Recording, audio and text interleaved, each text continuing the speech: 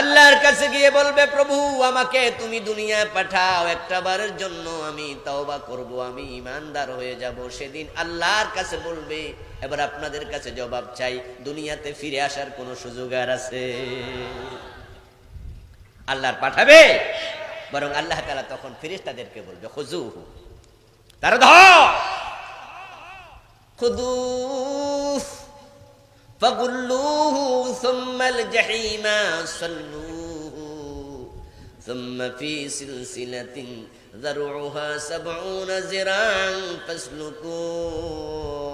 ও ফেরেশতারা, তারে ৩০, ৪০, ৫০, ১০০ বছর হায়াত দিয়াছি, বেড়া তখন নাকি টের পায় নাই, বোঝে নাই, এখন আমারে আরেকবার পাঠাও, আমি ঈমানদার হব, বরং তাকে জাহান্নামের শিকল দিয়ে বেঁধে জাহান্নামের মাঝখানে ফেলে দে।